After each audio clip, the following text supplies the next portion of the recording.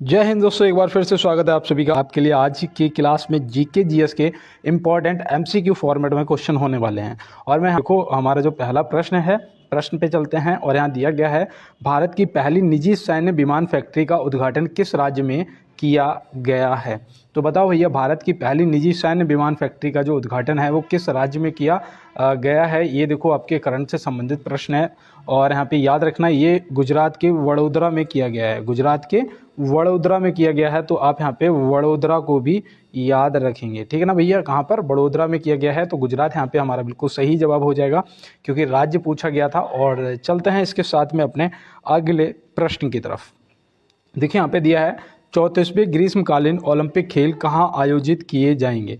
बताइए भैया, 34वें ग्रीष्मकालीन ओलंपिक खेल जो है वो कहाँ आयोजित किए जाएंगे। ये भी देखो आपके करंट से संबंधित प्रश्न है। और आपको पूरी क्लास के अंदर मैं आपको बता दूं कि आपको करंट के क्वेश्चन मिलते रहेंगे, है ना। तो बिल्कुल, और यहाँ पे जीएस के भी आपको प्रॉपर मिलेंगे, वो जो पूछा जा सकता है वो भी आपको यहाँ पे बताया जाएगा। तो यहाँ पे याद रखना भैया, 34वें ग्रीष्मकालीन ओलंपिक खेलों का जो आयोजन है वो 2028 में होगा, ठीक है ना। कब होगा? 2028 में होगा। और लॉस एंजिल, है ना, संयुक्त राज्य अमेरिका, यहाँ पे आपका सही जवाब हो जाएगा। कहाँ पर होगा? संयुक्त राज्य अमेरिका, ऑप्शन डी जो है आपका सही जवाब हो जाएगा। और देखो मैं यहाँ पे बताऊँ आपको, जो 33वें हुए थे वो कहाँ हुए थे? वो भैया पेरिस में हुए थे, है ना। जो 33वें हुए थे वो पेरिस में हुए थे 2024 में। और 4 वर्ष बाद होता है भैया ओलंपिक, तो यहाँ पे याद रखना आपका 28 में जो है वो संयुक्त राज्य अमेरिका में होगा। अगर यहाँ पे आपसे पूछ लिया जाता है कि जो 35वां है ना भैया, 34वां तो ये 2028 में, जो 35वां है वो 2032 में होगा। अब ये 2032 वाला कहाँ होगा? तो याद रखना ये भैया ऑस्ट्रेलिया में होगा। कहाँ पर? ऑस्ट्रेलिया में होगा। तो आप याद ध्यान रखेंगे। और चलते हैं अपने अगले प्रश्न की तरफ, स्क्रीनशॉट ले लेना। और देखो यहाँ पे दिया है कि निम्नलिखित में से टेम्पल 360 पोर्टल किससे संबंधित है। टेम्पल 360 पोर्टल जो है वो किससे संबंधित है, तो यहाँ पे आप क्या बताएंगे। तो मैं यहाँ पे बताऊँ, जो आपका सही जवाब है वो केंद्रीय संस्कृति मंत्रालय हो जाएगा, है ना। ऑप्शन सी यहाँ पे आपका संस्कृति मंत्रालय जो है बिल्कुल राइट आंसर हो जाएगा। और ये पता है इससे क्या संबंधित है, याद रखना, जो तीर्थ स्थल है ना उनके ऑनलाइन दर्शन करवाना, है ना, उनका ऑनलाइन दर्शन के लिए से संबंधित है, तो ऐसे आप याद रखना। और एक देखो वो चला है डिजी क्लेम जो है पोर्टल, वो भी याद रखना, वो भैया केंद्र सरकार से संबंधित है। किससे? केंद्र सरकार से संबंधित है, तो ये भी आप ध्यान रखेंगे। तो बिल्कुल दोस्त, और चलते हैं इसके साथ में अपने अगले प्रश्न की तरफ। देखिए यहाँ दिया है, किस वेद में प्राचीन वैदिक युग की संस्कृति के बारे में सूचना दी गई है। किस वेद में प्राचीन वैदिक युग की संस्कृति के बारे में सूचना दी गई है। अब मैं यहाँ पे आपको बताऊं कि ये प्रश्न आपके लिए बहुत ही ईजी क्वेश्चन प्रश्न है ना। और यहाँ पे बिल्कुल सबसे पुराना जो वेद है वो याद रखना आपका ऋग्वेद है। और इसी में प्राचीन वैदिक युग की संस्कृति के बारे में सूचना भी दी गई है। सामवेद जो है संगीत का जनक है। संगीत कहाँ से लिया गया? सामवेद से। अथर्ववेद जो है ये याद रखना भैया, पूछ लिया जाता है जादू टोना से संबंधित, या फिर वशीकरण, प्रेम विवाह जो है वो सब आपका अथर्ववेद से संबंधित है। और जो एक आपका यजुर्वेद होता है ना, यजुर्वेद जो होता है वो याद रखना, वो गद्य और पद्य दोनों में लिखा है। ये भी पूछ लिया जाता है, तो आप ध्यान रखेंगे। और चलते हैं इसके साथ में अपने अगले प्रश्न की तरफ। देखिए यहाँ दिया है, किस राज्य सरकार ने राज्य में विशेष शिक्षा जोन बनाए जाने की घोषणा की है। किस राज्य सरकार ने राज्य में विशेष शिक्षा जोन बनाए जाने की घोषणा की है। देखो भैया, ये भी आपका करंट से संबंधित है। और मैं यहाँ पे बता दूं कि वो जो राज्य है वो आपका हो जाएगा उत्तर प्रदेश, ऑप्शन ए। क्या हो जाएगा? उत्तर प्रदेश, ऑप्शन ए यहाँ पे आपका सही जवाब हो जाएगा। इसका जो विशेष शिक्षा जोन है, इसका मतलब है कि शिक्षा को बढ़ावा देना। क्या? शिक्षा को बढ़ावा देना। तो इसलिए आप ध्यान रखेंगे, आपसे पूछा भी जा सकता है। और चलते हैं इसके साथ अपने अगले प्रश्न पे। देखिए यहाँ दिया है, ग्रैमी पुरस्कार पाने वाले प्रथम भारतीय कौन थे। ग्रैमी पुरस्कार पाने वाले प्रथम भारतीय कौन थे। तो भैया देखो, ये आपके लिए इंपॉर्टेंट प्रश्न बन सकता है ना। ग्रैमी पुरस्कार पाने वाले प्रथम भारतीय पूछे जा रहे हैं, तो यहाँ पे आप क्या बताएंगे। तो बिल्कुल मैं यहाँ पे उम्मीद कर रहा था कि जो आपका सही जवाब है वो हो जाएगा पंडित रविशंकर जी। क्या हो जाएगा? पंडित रविशंकर जी यहाँ पे आपका सही जवाब हो जाएगा। क्या आपने भी यही टिक किया था? कमेंट बॉक्स में आंसर अपना ज़रूर किया करो। और देखो मैं आपको बता दूं, ये इन्हें कब मिला था, हो सकता है कि पूछ लिया जाए। तो याद रखना भैया, 1968 में मिला था, क्योंकि मुझे पता है मेरे साथ जो पढ़ते हैं दोस्त, क्योंकि लाइव क्लास अभी तक हम लोग 9 बजे करते थे इसको, है ना, तो कहते थे कि भैया हम नोट कर रहे हैं। तो बिल्कुल दोस्त, तो हर चीज़ को आप नोट करोगे तो आपको याद रहा करेगा, और याद करने का यही तरीका है, जब नोट करोगे तो याद हो जाया करेगा। ग्रैमी पुरस्कार जो है ये कब प्रारंभ किया गया था, इसकी शुरुआत कब हुई थी, तो वो भी याद रखना भैया 1958 में हुई थी, है ना। तो बिल्कुल आप नोट्स बनाते जाएं और सभी प्रश्नों को नोट भी कर लिया करें। तो चलते हैं इसके साथ में अपने अगले प्रश्न पर। तो यहाँ दिया है, निम्नलिखित में से भोजन का पाचन कहाँ से प्रारंभ होता है। भोजन का जो पाचन है वो कहाँ से प्रारंभ होता है, तो आप यहाँ पे क्या बताएंगे। बहुत ही इजी क्वेश्चन है, और बिल्कुल आप जो सोच रहे हैं कि ऑप्शन ए मुंह होगा आपका राइट आंसर, है ना। और देखो, एक ऐसे पूछ लिया जाता है इसी प्रश्न को घुमा के कि पचे हुए भोजन का जो सबसे ज़्यादा अपशोषण है वो कहाँ होता है, तो वो छोटी आंत में होता है। जो पचा हुआ भोजन है उसका सबसे ज़्यादा जो अपशोषण है वो छोटी आंत में होता है, तो ये भी आप ध्यान में रखेंगे। तो बिल्कुल दोस्त, और चलते हैं इसके साथ में अपने अगले प्रश्न की तरफ। देखिए यहाँ पे दिया गया है, हड़प्पा सभ्यता के प्रमुख स्थल रंगपुर के खोजकर्ता कह रहा हूँ, उत्खननकर्ता कौन थे। मतलब वही है कि खोजकर्ता कौन थे या उत्खननकर्ता कौन थे, किसका भैया, हड़प्पा सभ्यता के प्रमुख स्थल रंगपुर का।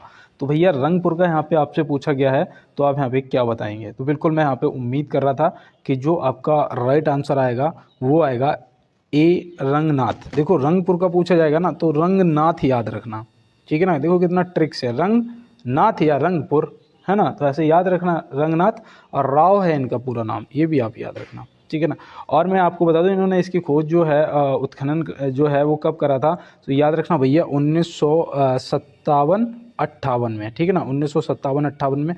तो ये भी आप ध्यान रखेंगे। और देखो यहाँ पे एक चीज़ और याद रखना, जो दयाराम साहनी है, इन्होंने हड़प्पा की खोज की थी, है ना। हड़प्पा के उत्खननकर्ता पूछ लिए जाते हैं, तो आप दयाराम साहनी जी को याद रखना है, जिन्होंने 1921 में करी थी, ठीक है ना। और राखल दास बनर्जी जो हैं, इनसे भी याद रखना, इनने मोहनजोदाड़ो जिसे मृतकों का टीला कहते हैं, है ना, तो उसके उत्खनन करता थे, तो ये भी याद रखना।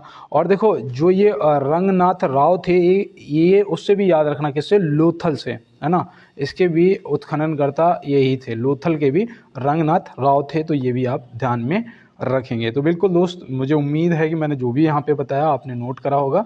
और चलते हैं इसके साथ में अपने अगले प्रश्न पे। देखो यहाँ दिया है, मोहनजोदाड़ो के विशाल स्नानागार की आकृति कैसी थी। मोहनजोदाड़ो के विशाल स्नानागार की जो आकृति थी वो कैसी थी, तो आप यहाँ पे इसका जवाब करिए। तब तक मैं बता दूं कि जो भी मेरे दोस्त एसएससी जीडी की तैयारी कर रहे हैं, वो सभी 9 PM दोस्त जुड़ जाया करो मेरे साथ। और जैसे ही क्लास स्टार्ट होगी, या फिर आपने जब सब्सक्राइब किया होगा, बेल आइकन दबा रखा होगा, तो नोटिफिकेशन आपके पास पहुंच जाएगा, ठीक है ना। तो बिल्कुल क्लास को पूरा वॉच करना और अपनी जो तैयारी है वो बेहतर करना है।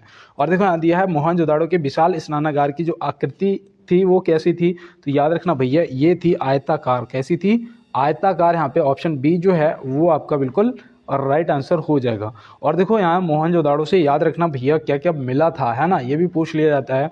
तो याद रखना भैया मंदिर जैसा महल मिला था, है ना, मंदिर जैसा महल मिला था। और पशुपतिनाथ की मूर्ति मिली थी, है ना, पशुपतिनाथ की मूर्ति मिली थी, तो ये भी याद रखना।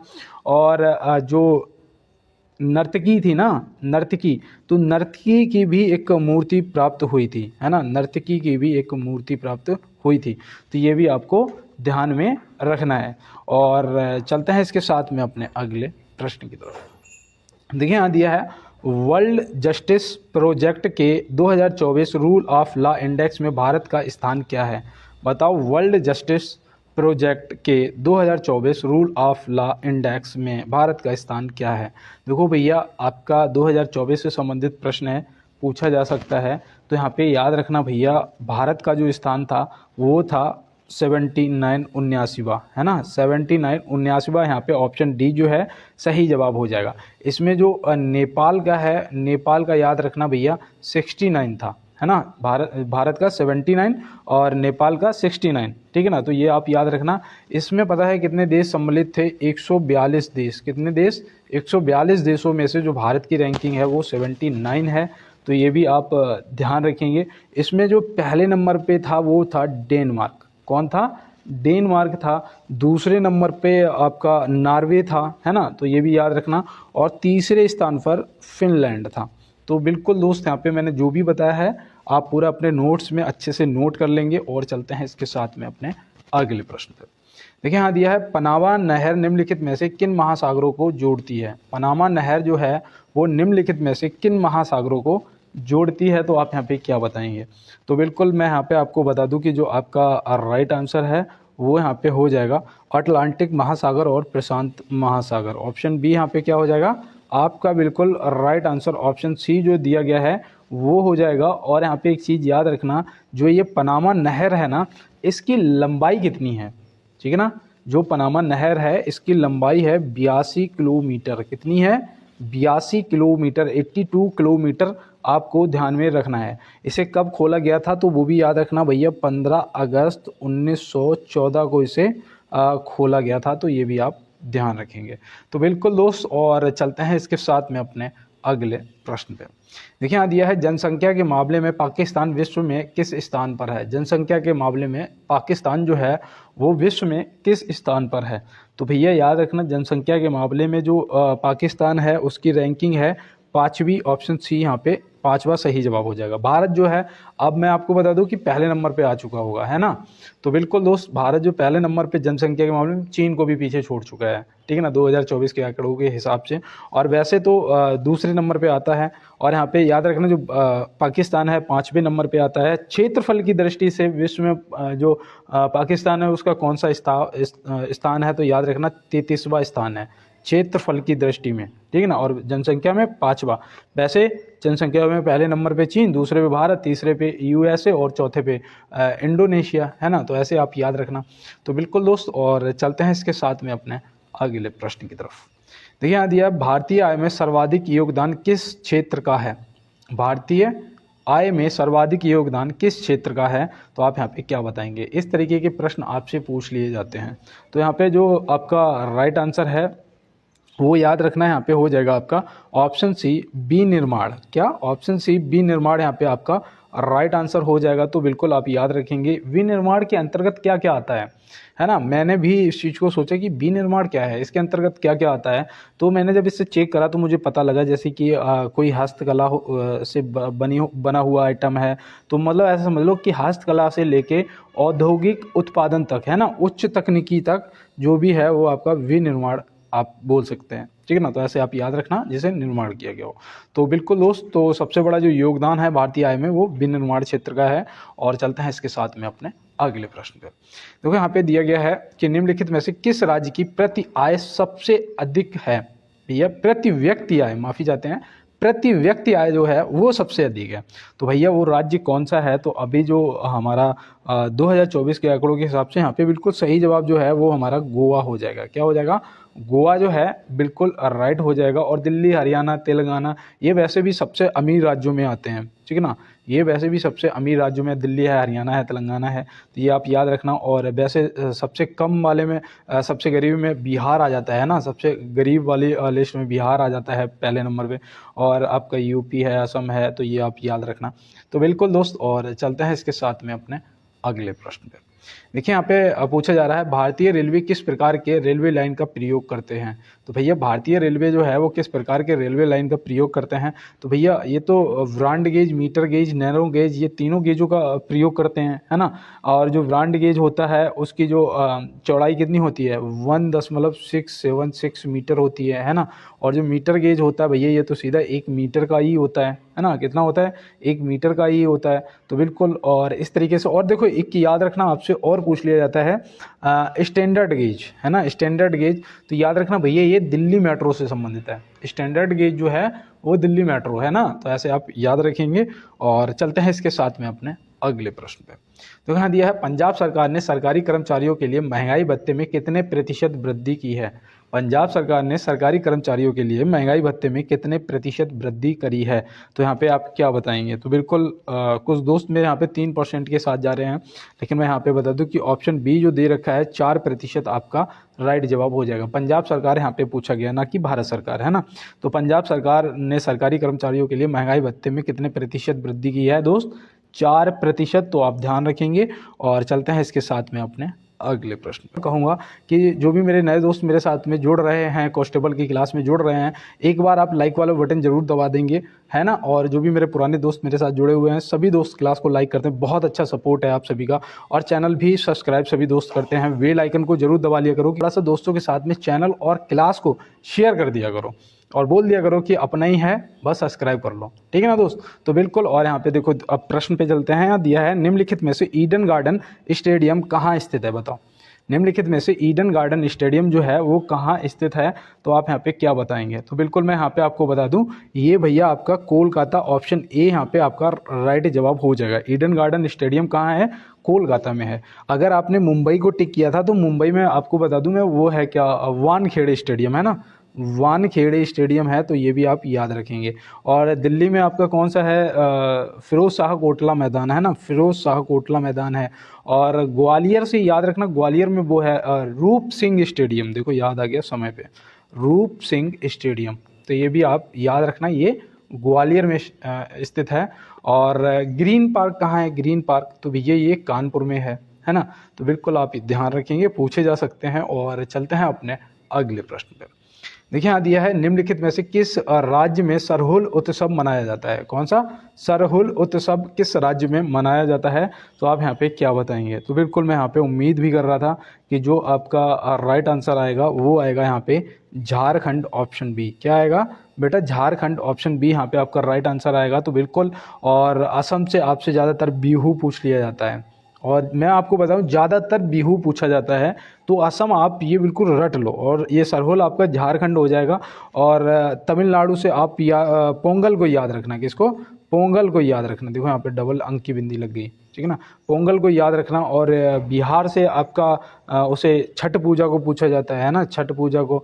और एक आपका विदेशिया लोक नृत्य है, तो ये सब पूछ लिए जाते हैं। तो बिल्कुल ये आप क्या करेंगे, नोट कर लेना, ठीक है ना। और मैं आपको बताऊं, कल मैंने एक पेन मंगवाया भी था, है ना, पूरा पैड मंगवाया था, पेन पैड पूरा, ठीक है ना, फ़ोन में कनेक्ट भी करा, और कर्जा भी हो गया 2500 रुपये का, है ना। लेकिन वो ये फ़ोन में कनेक्ट करने के बाद पता लगा कि ये चलेगा ही नहीं, और रिटर्न पॉलिसी थी नहीं, तो वो अब रखा है, कभी लैपटॉप ले पाऊँगा तो उसे ऐड करूँगा। और बिल्कुल मैंने तो कोशिश करी, लेकिन अब मेरी राइटिंग पे मत जाना।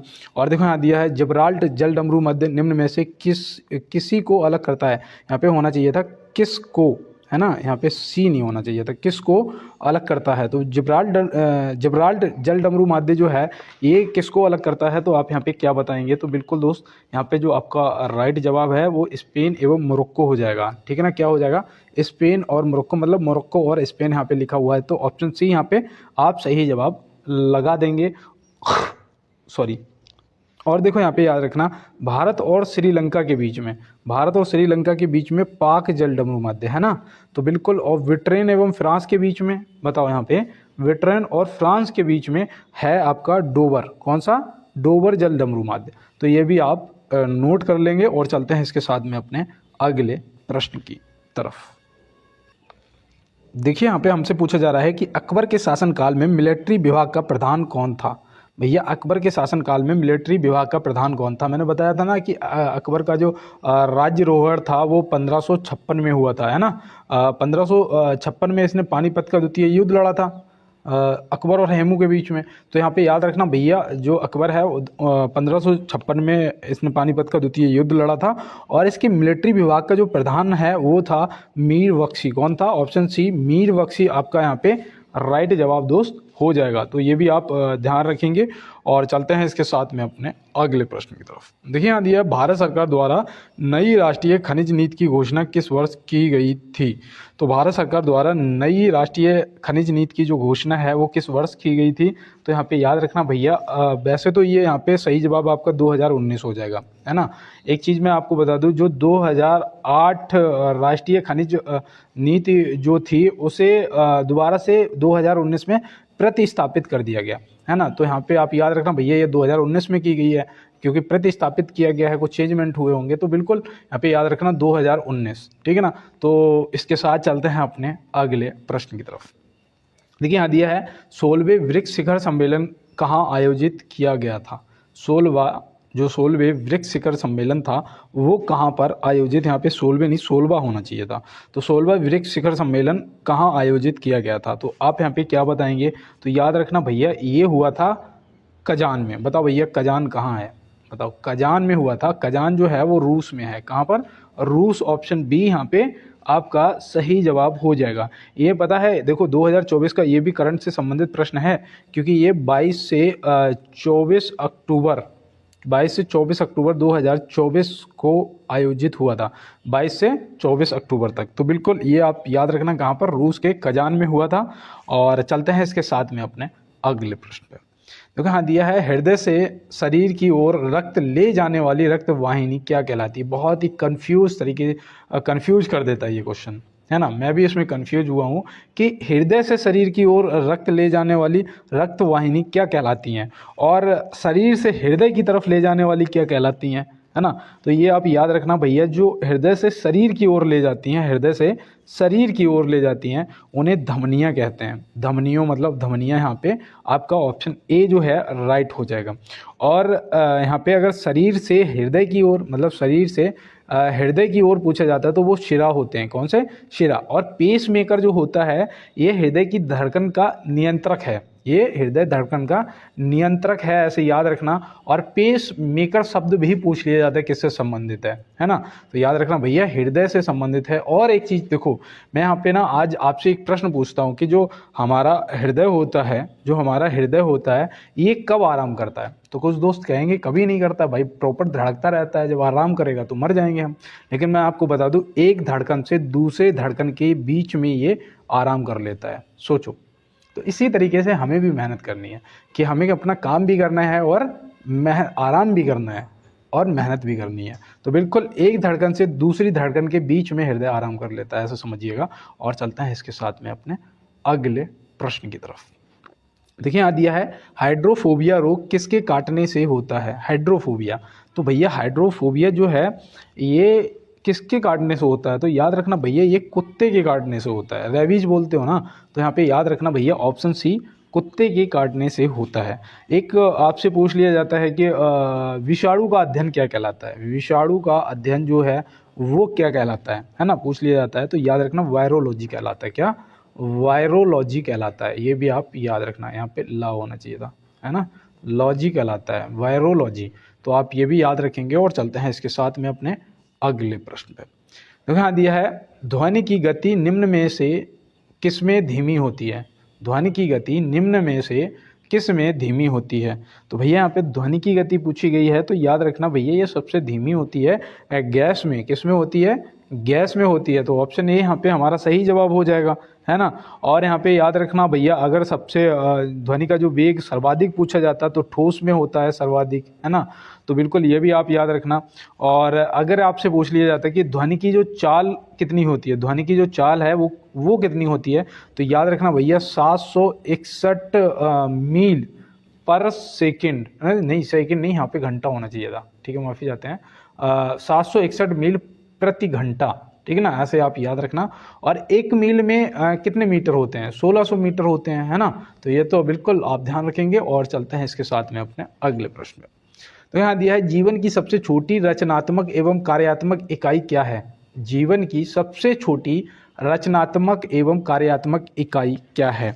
तो आप यहाँ पे क्या बताएंगे, तो बिल्कुल मेरे भाई यहाँ पे आपका जो आंसर है वो कमेंट बॉक्स में आ चुका होगा। और ऑप्शन ए कोशिका हो जाएगा। क्या हो जाएगा, ऑप्शन ए कोशिका यहाँ पे आपका बिल्कुल सही जवाब हो जाएगा। और चलते हैं इसके साथ में अपने अगले प्रश्न की तरफ।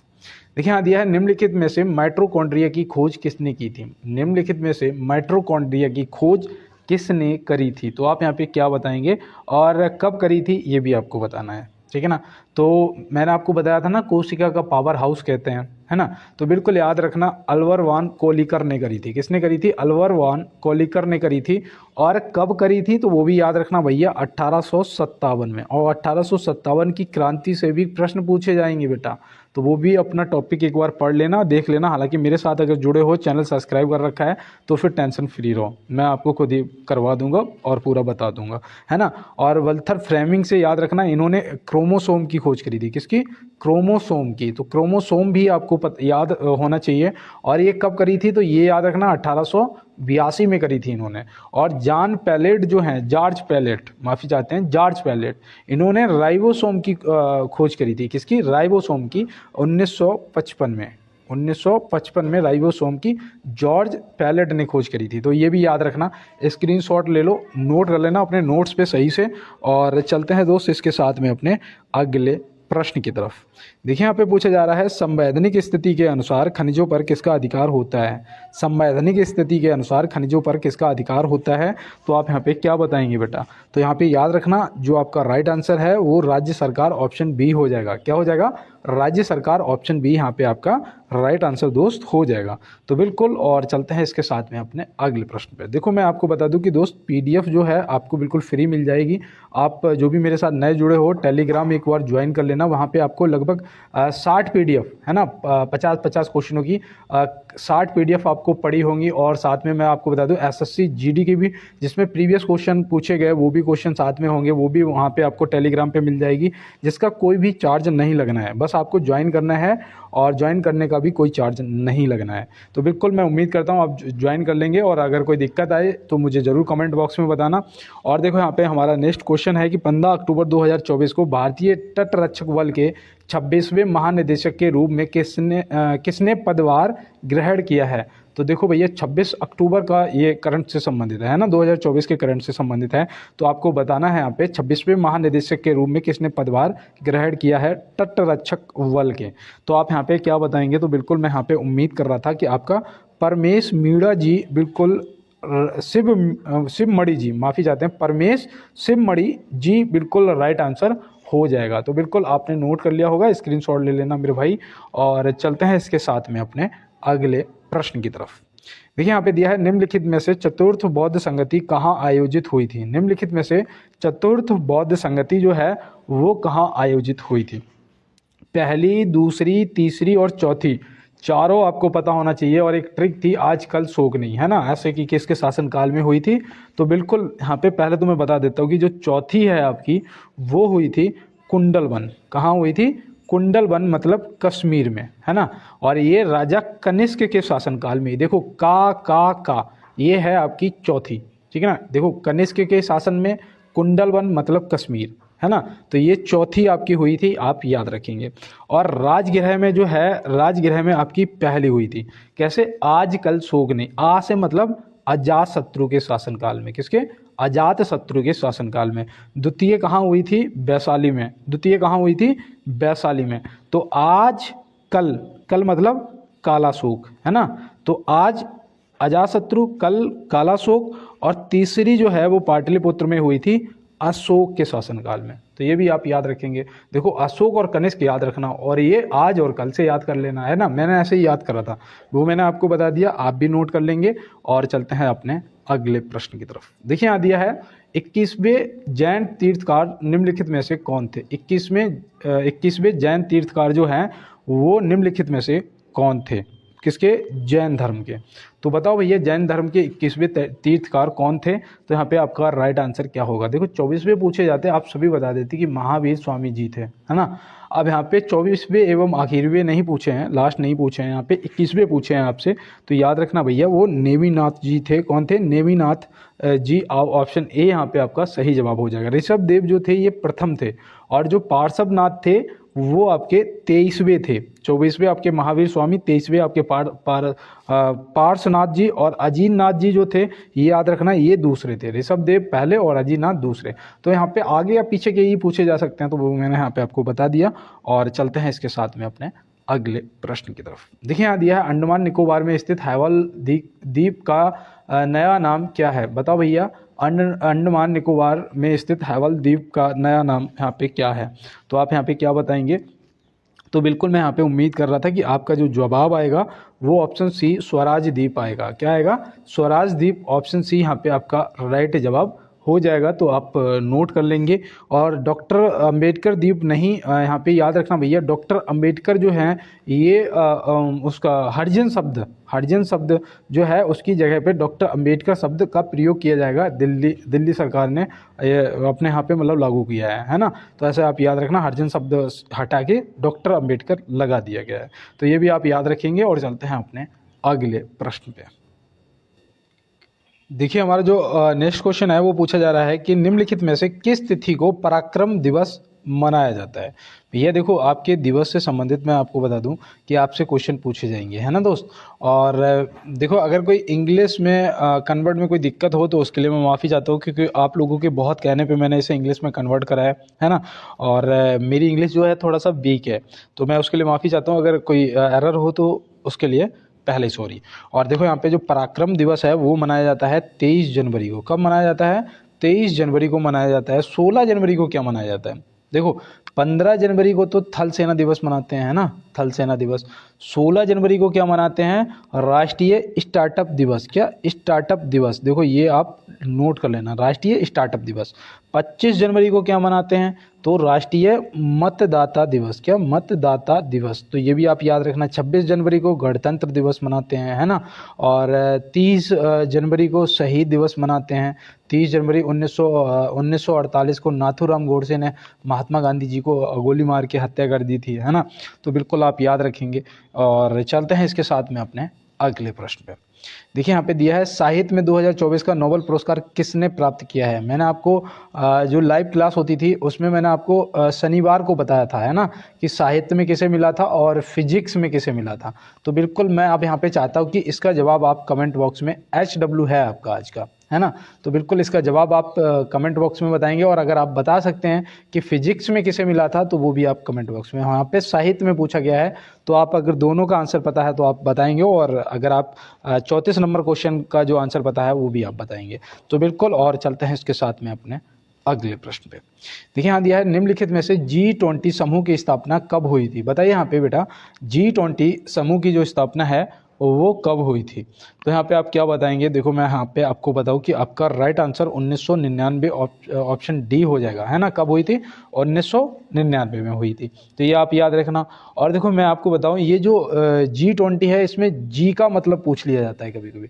तो ये है आपका ग्रुप। क्या है? ग्रुप है। तो ये भी आप याद रखना। और एक चीज़ यहाँ पे आप याद रखना, आपसे पूछा जा सकता है कि इसका मुख्यालय कहाँ है। तो मैं बताऊँ इसका कोई मुख्यालय नहीं है, इसका कोई मुख्यालय नहीं है। और ये दुनिया की सबसे बड़ी अर्थव्यवस्थाओं का एक समूह है। क्या है? एक समूह है। तो ये भी आप ध्यान रखेंगे।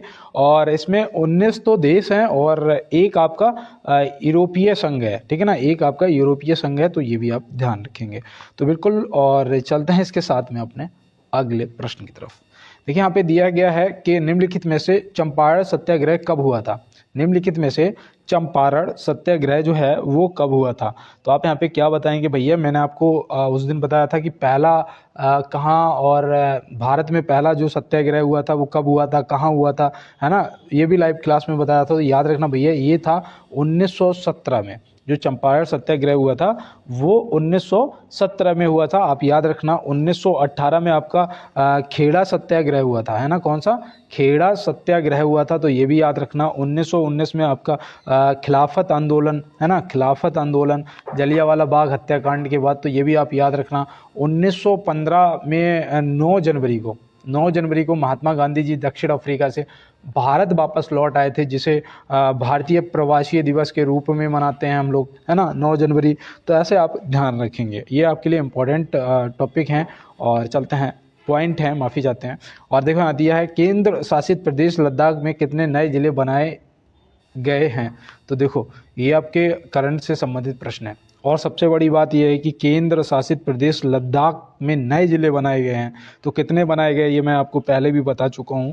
और यहाँ पे याद रखना भैया, 5 नए बनाए गए, 2 पहले के, है ना। तो टोटल अब जो हैं वो कितने हो गए हैं? 7 ज़िले हो गए हैं। कहाँ? लद्दाख के अंदर नए ज़िले 5। ऑप्शन सी यहाँ पे आपका प्रश्न का जो है सही जवाब हो गया। चलते हैं इसके साथ में अपने अगले प्रश्न में।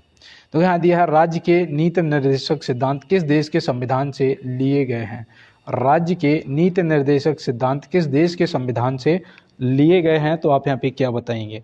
तो बिल्कुल आप याद रखना भैया, ये आयरलैंड के संविधान, ऑप्शन सी। बिल्कुल मुझे पता था आपका यही आंसर आएगा बेटा, और आपने बिल्कुल सही आंसर किया है। और मैं आपको बता दूं कि जो राष्ट्रपति जी का निर्वाचन की प्रक्रिया है राष्ट्रपति जी के, वो भी आयरलैंड के संविधान से लिया गया है ना। और जर्मनी के संविधान से आपात उपबंध लिए गए हैं। आपात उपबंध जो है, आपातकालीन उपबंध है, वो आपके जर्मनी के संविधान से। सोवियत संघ से तो आपका ज़्यादातर आपसे पूछ लिया जाता है, तो सोवियत संघ से क्या लिया गया था कमेंट बॉक्स में बताओ, और मैं आपको बताता हूँ मूल कर्तव्य, है ना, मूल कर्तव्य, तो ये भी आप ध्यान रखेंगे। तो बिल्कुल दोस्त, और चलते हैं इसके साथ में अपने अगले प्रश्न पे। देखिए यहाँ पे पूछा जा रहा है, मंगलुरु से कन्याकुमारी तक के तट को क्या कहते हैं? मंगलुरु से कन्याकुमारी मतलब कि मंगलुरु मतलब कर्नाटक, है ना, से कन्याकुमारी मतलब तमिलनाडु, है ना, के तक के तट को क्या कहते हैं? तो आप यहाँ पे क्या बताएंगे? तो बिल्कुल मैं यहाँ पे उम्मीद कर रहा था, और मुझे यही उम्मीद थी कि आपका ऑप्शन ए मालाबार तट आएगा, है ना। तो बिल्कुल मालाबार तट कहते हैं। कोरोमंडल तट जो है, ये कहाँ से कहाँ तक के तट को बोलते हैं? तो कोरोमंडल आप याद रखना भैया, तमिलनाडु से लेके आपके आंध्र प्रदेश तक, है ना, आंध्र प्रदेश तक, जो कि भाषा के आधार पर बनने वाला पहला राज्य था 1953 में, है ना। देखो ये रिवीजन कर लिया करो, यही रिवीजन है, रिवीजन भी कर लिया करो। कोंकण तट जो है, ये आप याद रखना, ये आपके गुजरात से लेके गोवा तक का, है ना, तो इसे कोंकण तट के नाम से जानते हैं, तो ये भी आप याद रखेंगे और आप स्क्रीनशॉट ले लेंगे, नोट कर लेना। चलते हैं अपने अगले प्रश्न पे। देखिए यहाँ दिया है, भारत ने विदेशी मुद्रा भंडार में पहली बार कौन सी मील का पत्थर हासिल किया है? देखो भैया, ये आपसे पूछा जा सकता है, करंट से संबंधित है। भारत ने विदेशी मुद्रा भंडार में पहली बार कौन सा मील का पत्थर हासिल किया? 2024 के करंट से संबंधित आप यहाँ पे याद रखना भैया, जो भारत ने ना 700 अरब डॉलर, अमेरिकी डॉलर, है ना, 700 अरब अमेरिकी डॉलर का जो आंकड़ा था, ये पहली बार क्रॉस किया है। तो ऐसे आप ध्यान रखेंगे। तो बिल्कुल 700 अरब अमेरिकी डॉलर का आंकड़ा भारत ने पार किया है, तो ये आप याद रखेंगे। ऑप्शन सी यहाँ पे आपका सही जवाब हो जाएगा। तो बिल्कुल, और चलते हैं इसके साथ में अपने अगले प्रश्न पे। देखिए यहाँ दिया है, निम्नलिखित में से पूर्वी तट एवं पश्चिमी तट पर्वत श्रेणियों का सम्मिलित स्थल क्या है? बताओ, निम्नलिखित में से पूर्वी तट तथा पश्चिमी तट पर्वत श्रेणियों का सम्मिलित स्थल क्या है? देखो भैया, पहाड़ियों से संबंधित, दर्रों से संबंधित, नदी नालों से संबंधित आपके प्रश्न पूछे गए हैं ना एसआई के पेपर में, आपसे भी पूछे जाएंगे, लेकिन थोड़ा सा उनका लेवल जो है वो कम रहेगा, है ना। तो यहाँ पे याद रखना भैया, नीलगिरी की पहाड़ियाँ, ऑप्शन सी। तो आप याद रखना, पूर्वी तट तथा एवं पश्चिमी तट पर्वत श्रेणियों का जो सम्मिलित स्थल है वो है नीलगिरी की पहाड़ियाँ, ठीक है ना। तो ऑप्शन सी यहाँ पे आपका सही जवाब हो गया। चलते हैं इसके साथ में अपने अगले प्रश्न पे। यहाँ दिया है, जब भारत स्वतंत्र हुआ उस समय कांग्रेस के अध्यक्ष कौन थे? जब भारत स्वतंत्र हुआ उस समय कांग्रेस के अध्यक्ष कौन थे? तो भैया यहाँ पे आप क्या बताएंगे? तो बिल्कुल मैं यहाँ पे उम्मीद कर रहा था कि आपका जो जवाब आएगा वो JV कृपलानी आएगा, लेकिन यहाँ पे आपको लग रहा होगा कि इनमें से कोई नहीं। मैं आपको बता दूं, फुल फॉर्म JV कृपलानी की जीवट राम भगवान दास कृपलानी जी था पूरा नाम, ठीक है ना। तो ये देखो आप नोट कर लेना, क्योंकि मैं आपको बताऊं, मैंने भी ये नाम ना अभी जब गूगल पे सर्च करा तब पूरा नाम देखा। वैसे मैं भी सिर्फ इतना ही जानता था, JV कृपलानी, है ना। तो जीवट राम भगवान दास कृपलानी पूरा नाम है।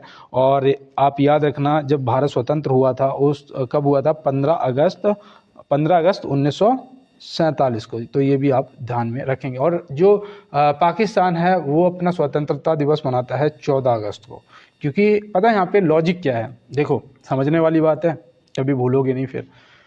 ये जो पाकिस्तान है ना, इसका समय हमसे 30 मिनट पीछे चलता है। इसका जो समय है भाई, इसका तो वैसे भी समय हमसे पीछे चलता है, तो याद रखना इसका जो समय है वो 30 मिनट पीछे चलता है, ठीक है ना। अब जो हमें आज़ादी की घोषणा जो हुई थी वो हुई थी रात 12 बजे 1947 में, है ना। रात 12 बजे हुई थी और वो थी मतलब कि डेट थी 14 अगस्त, मतलब रात के 12 बज चुके थे। मतलब हमारे यहाँ ये डेट 15 अगस्त हो गई थी, उनके यहाँ 11:30 का समय हुआ था, ऐसे समझिए। तो 14 अगस्त ही थी, है ना। तो ये पाकिस्तान जो है वो अपना स्वतंत्रता दिवस 14 अगस्त को मनाता है और हम अपना 15 अगस्त को मनाते हैं। तो बिल्कुल आप ध्यान रखेंगे। और चलते हैं इसके साथ में अपने अगले प्रश्न पर। देखिए यहाँ दिया है, भारतीय संविधान कब अंगीकार किया गया था? बताओ, भारतीय संविधान कब अंगीकार किया गया था? तो यहाँ पे जो आपका राइट आंसर है वो क्या होगा? देखो मैं आपको बताऊँ, यहाँ पे राइट आंसर आपका ऑप्शन बी ही होगा, 26 नवंबर नहीं, यहाँ पे जो जवाब है वो सही है, 26 नवंबर 1949। हाँ सही है। और लागू हुआ था, हाँ 26 जनवरी 1950 को ये लागू हुआ था, यही मिस्टेक हो रही थी। तो लागू ये हुआ था, अंगीकार जो अपनाया गया था संविधान सभा द्वारा वो 26 नवंबर 1949। तो ऐसे आप ध्यान रखेंगे। और चलते हैं इसके साथ में अपने अगले प्रश्न पे। देखिए यहाँ दिया, भारत के संविधान का कौन सा अनुच्छेद समान नागरिक संहिता से संबंधित है? भारत का के संविधान का कौन सा अनुच्छेद है जो समान नागरिक संहिता से संबंधित है? तो बताओ भैया। देखो आपके अनुच्छेद जरूर पूछे जाएंगे, 110% आपसे पूछे जाएंगे। तो यहाँ पे वो सब रट मारो जो आपसे पूछा जा सकता है। तो आप यहाँ पे क्या बताएंगे? अनुच्छेद 44। क्या बताएंगे? अनुच्छेद 44। यहाँ पे समान नागरिक देख के ना अनुच्छेद 14 भी करने का मन करा होगा कुछ दोस्तों का। तो मैं आपको बता दूं, कानून के समक्ष समानता का जो अधिकार है, कानून के समक्ष समानता का जो अधिकार है वो आपका अनुच्छेद 14 में है ना। कुछ दोस्तों ने अनुच्छेद 16 को भी किया होगा। तो अनुच्छेद 16 जो है वो मैं आपको यहाँ पे बता दूं, इसमें आपको अफसर की समानता है, अफसर की समानता है, ये आप याद रखना। और जो अनुच्छेद 32 है इसमें संवैधानिक उपचारों का अधिकार दिया गया है ना। तो ये भी आप ध्यान में रखेंगे। तो बिल्कुल। और चलते हैं इसके साथ में अपने अगले प्रश्न पे। तो यहाँ दिया है, निम्नलिखित में से सांसदों के वेतन का निर्णय कौन करता है?